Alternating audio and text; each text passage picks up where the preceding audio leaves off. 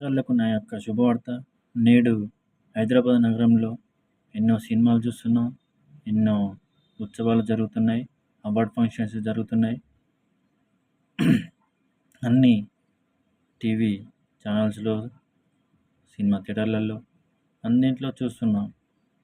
మనకు చిన్న చిన్న అవకాశాల కోసం ఎంతో ఆరాటపడుతూ, కష్టపడుతూ మనం వాటి కోసం శ్రమిస్తూ తిరుగుతున్నాం అండ్ చేస్తున్నాం.